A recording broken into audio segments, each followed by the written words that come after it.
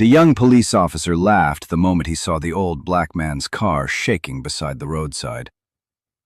"This thing belongs in a junkyard," he mocked loudly, while nearby drivers slowed down to watch the traffic stop unfold.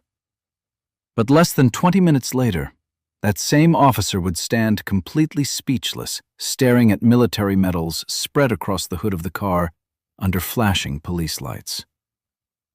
Before we begin, comment your city and what time it is right now, because this story starts with humiliation on the side of a public highway.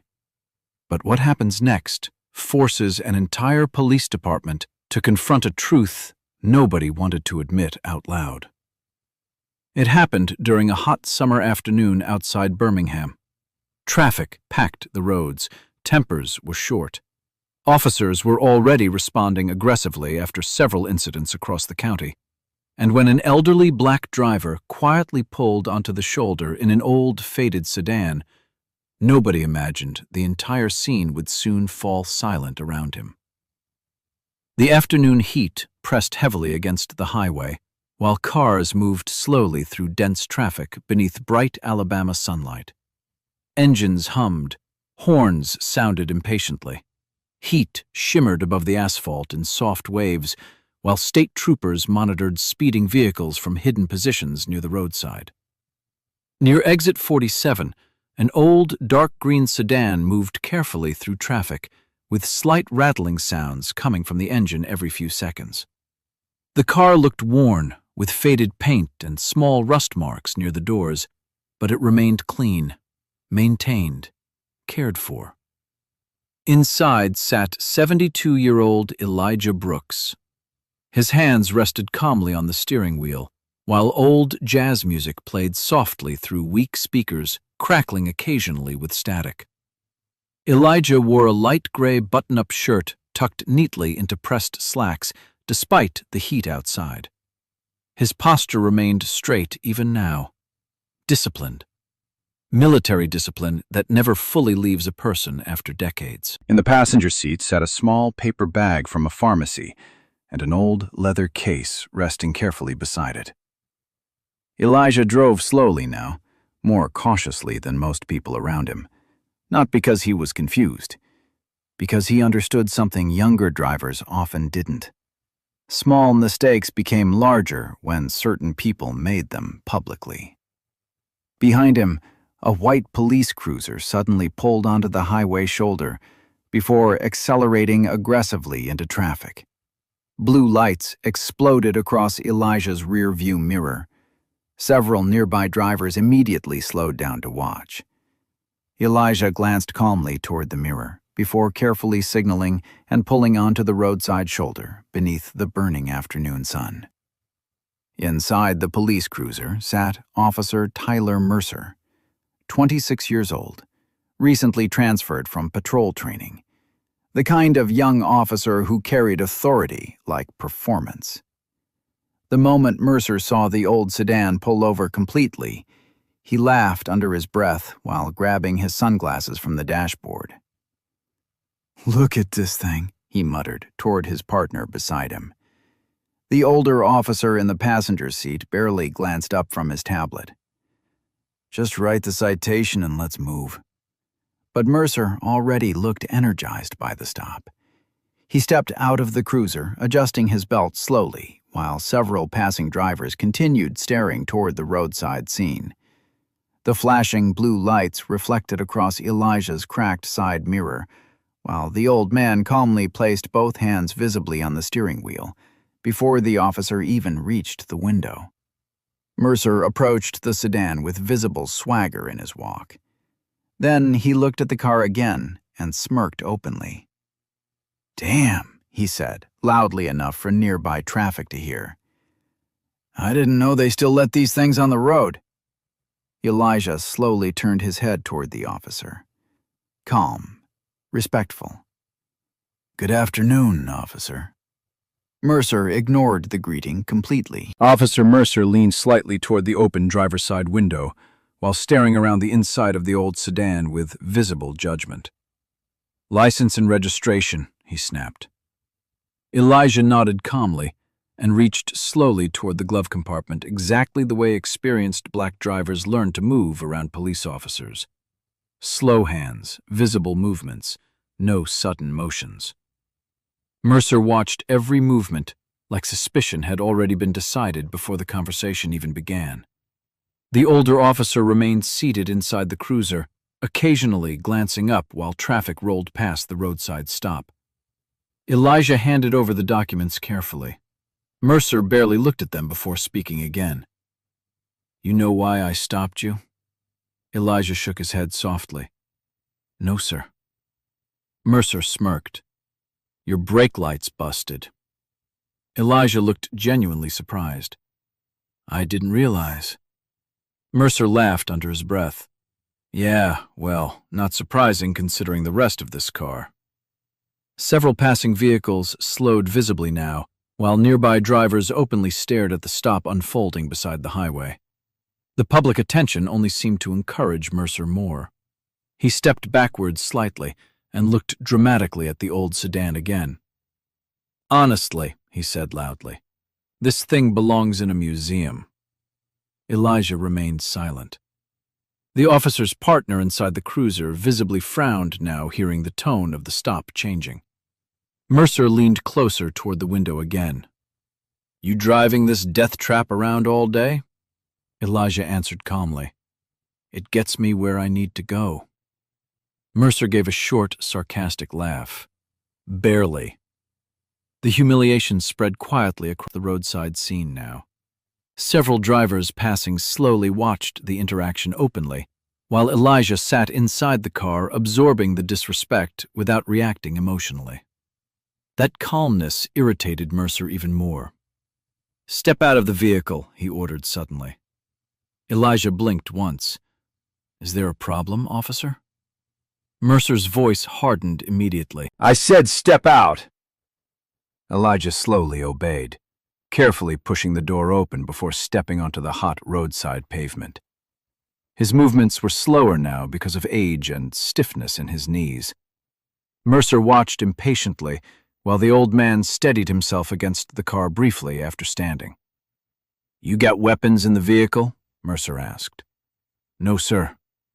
"Anything illegal?" "No, sir."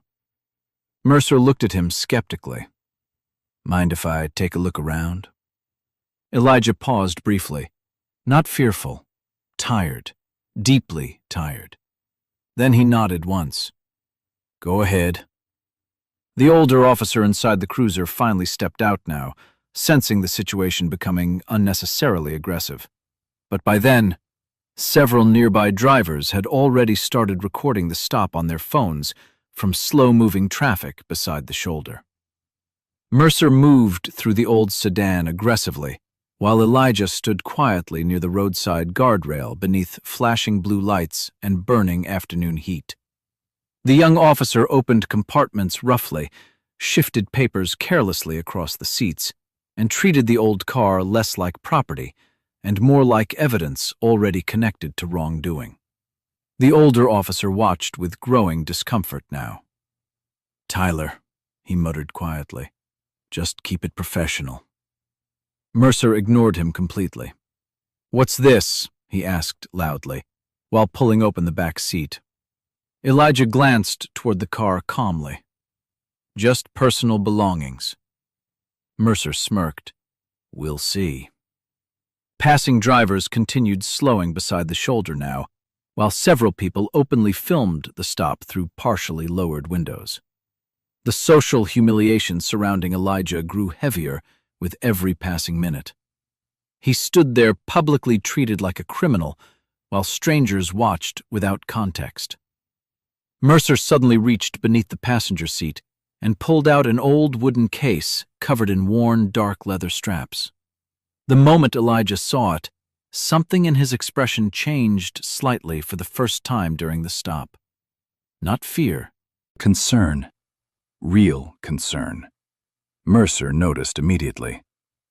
"Oh," he said. "Now we're interested."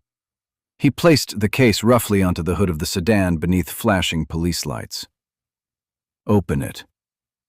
Elijah stepped closer, slowly.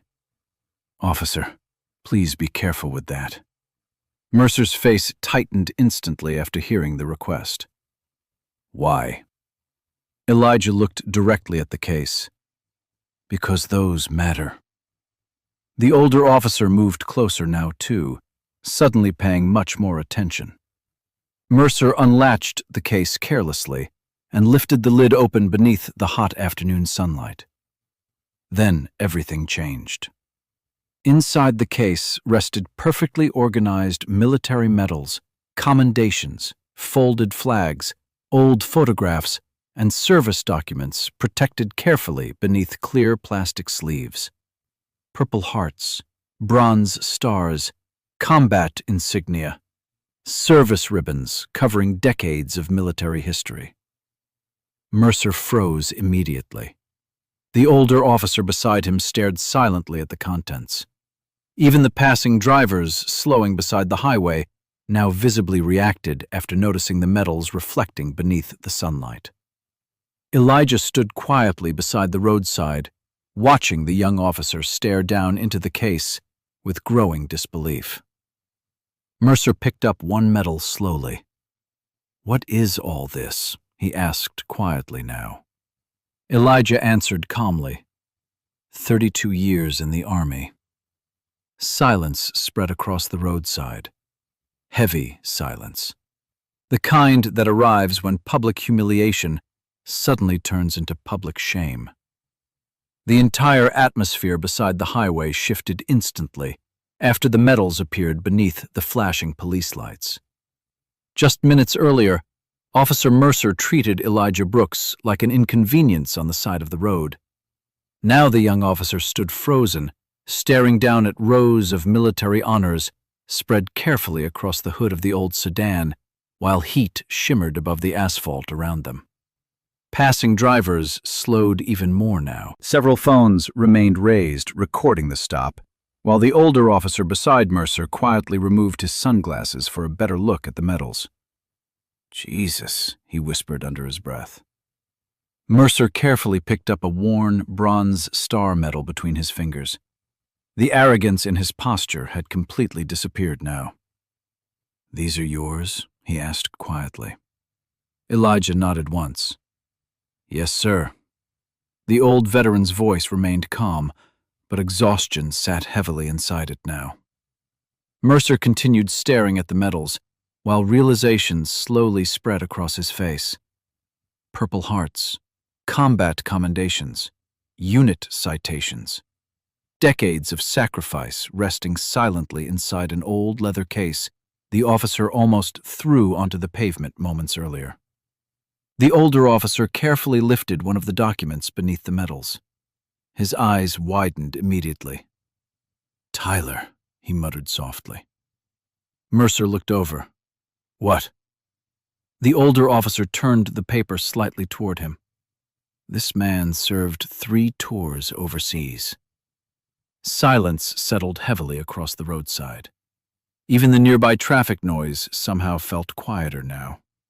Elijah stood calmly near the guardrail with both hands folded in front of him while the officers processed the truth unfolding in front of them. One passing driver slowed almost to a stop while recording openly through the passenger window. Mercer noticed too late how public the situation had become. The humiliation that earlier belonged entirely to Elijah was now slowly turning toward the police officers themselves. The older officer carefully looked toward Elijah. "Sir, why didn't you say something?" Elijah gave a tired little smile. "Would it have mattered before you opened the case?" Neither officer answered, because both already knew the truth. Officer Mercer slowly stepped backward from the hood of the car while staring at Elijah differently now. The old sedan no longer looked like a junkyard car. The old black driver no longer looked suspicious. Suddenly, every detail rearranged itself into something the officer should have recognized from the beginning. The disciplined posture, the calm under pressure, the careful movements, the quiet dignity. Mercer swallowed hard while the older officer continued reviewing military documents beneath the flashing lights. "Master Sergeant Elijah Brooks, the older officer read quietly. 32 years active duty. He paused. Decorated combat veteran. Passing traffic continued recording now while more drivers openly slowed beside the shoulder, trying to understand why officers suddenly stopped searching the vehicle. Mercer looked trapped between embarrassment and disbelief. "Sir," he muttered awkwardly toward Elijah. "I didn't know." Elijah slowly glanced toward the highway where strangers still watched the scene unfold from their cars. "That's usually how these things start," he said softly. The sentence hit harder than Mercer expected. The young officer lowered his eyes briefly, while the older officer carefully placed the medals back inside the leather case, with far more respect than the search began with. "Tyler," the older officer said quietly now, "this stop is over." Mercer nodded immediately, too quickly, like someone desperate to escape the moment. But the emotional weight surrounding the roadside scene would not disappear that easily anymore, because now everyone standing there understood something deeply uncomfortable. The officer's behavior only changed after discovering proof that Elijah deserved respect, and that realization sat heavily beneath the afternoon heat and flashing blue lights. The emotional atmosphere around the traffic stop changed completely now. Drivers slowing beside the highway no longer looked at Elijah with suspicion. They looked at the officers. One truck slowed near the shoulder long enough for the driver to yell out the window, "That man served this country!" Another passing car honked supportively toward Elijah before continuing down the highway. Mercer's face tightened more with every public reaction. The social power inside the stop had reversed entirely. Earlier, Elijah stood alone beside the road while strangers silently watched him being mocked. Now the silence belonged to the officers instead. The older officer carefully closed the metal case before handing it respectfully back to Elijah. "Sir," he said quietly, "I apologize for how this stop was handled." Elijah accepted the case calmly. "Thank you." But his voice carried no triumph, only tiredness. Deep, emotional tiredness. Mercer finally forced himself to speak again. "I was just doing my job." Elijah looked at him steadily. "No." Silence. The older officer slowly turned toward Mercer after hearing the old veteran's voice sharpen slightly for the first time. Elijah continued calmly. "Your job was the traffic stop." He glanced briefly toward the old sedan. "The mocking part was personal." The words landed heavily across the roadside. Mercer looked away immediately, because deep down, he knew the old man was right. Several passing drivers still recorded the scene openly now, while nearby traffic crawled slowly through the afternoon heat. Elijah carefully placed the medals back into the passenger seat before turning toward the officers again. "You laughed at this car," he said softly. He rested one hand against the faded roof of the sedan. "This car carried me home from military funerals, hospital visits, VA appointments, my wife's chemo treatments before she passed." Mercer visibly flinched hearing that. Elijah's voice remained controlled. "People see old things and assume failure." He paused briefly. "Sometimes old things survived what newer things never could." The older officer lowered his eyes after hearing that sentence. And for several long seconds, nobody beside the highway spoke at all. The situation escalated further when another police supervisor vehicle arrived beside the shoulder after receiving reports about traffic slowing around the stop and videos already spreading online. Sergeant Miller stepped out quickly before immediately noticing the medals, the crowd of recording drivers, and the tension hanging heavily around the officers. "What happened here?" he demanded sharply. The older officer answered first. "Routine stop escalated." Sergeant Miller looked toward Mercer. "How exactly?" Mercer struggled to answer now. because the truth sounded ugly when spoken out loud. Elijah remained standing calmly near the sedan, while Sergeant Miller quietly reviewed the situation.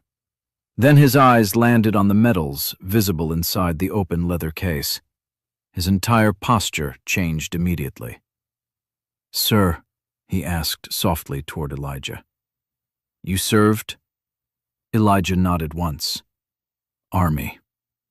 Sergeant Miller removed his cap respectfully. "Thank you for your service." The phrase sounded sincere, but it no longer carried the same emotional comfort people thought it did.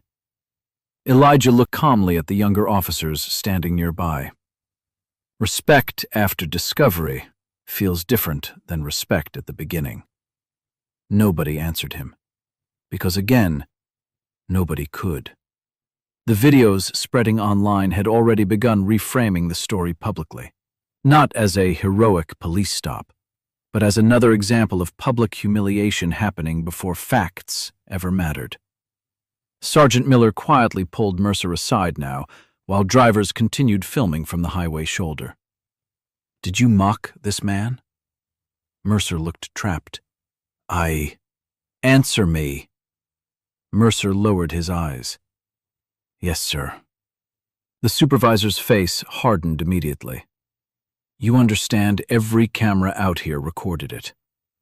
Mercer looked physically sick now, not because of discipline, because for the first time during the stop, he fully understood what people saw when they looked at him. Nearly 40 minutes after the traffic stop began, the emotional atmosphere beside the highway felt completely drained. The afternoon heat still shimmered above the asphalt, while traffic slowly returned to normal flow, but several drivers continued recognizing Elijah from videos already spreading online. Some honked respectfully while passing. Others lowered windows briefly to thank him for his service. Elijah accepted every gesture quietly, without changing expression much. The older officer finally returned Elijah's license and registration respectfully, with both hands. "You're free to go, sir." Elijah nodded calmly before placing the documents inside the glove compartment. But before getting back into the sedan, he turned once more toward Mercer, standing silently near the cruiser. "Officer," Elijah said softly. Mercer looked up slowly. "People like me learn very young how fast public suspicion can become humiliation." The young officer remained completely silent now.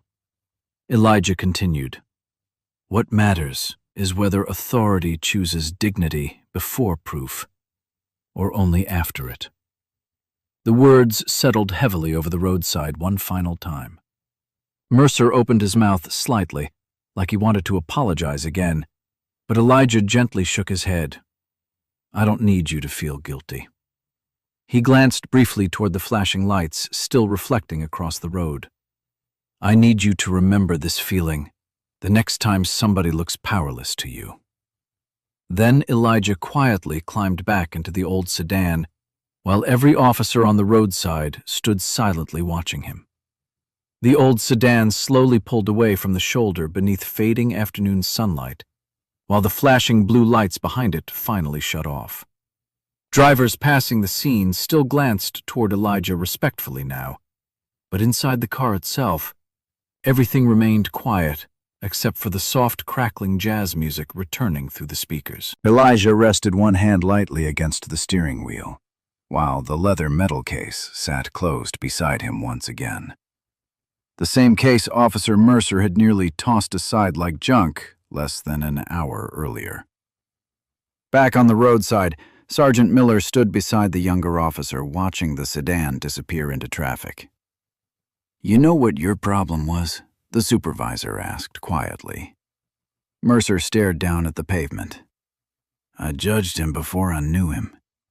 Sergeant Miller shook his head slowly. "No." He looked toward the highway. "Your problem was thinking dignity had to be earned first." Silence followed. Heavy silence. The kind that forces people to confront truths they usually avoid. Meanwhile, Elijah continued driving calmly down the highway beneath the warm Alabama sky.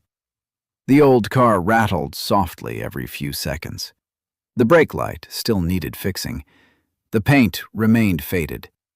But now, anyone who saw the sedan passing through traffic would have seen something different inside it. Not weakness, not failure. Survival. And somewhere behind him, one young police officer stood beside a silent highway, finally beginning to understand the difference.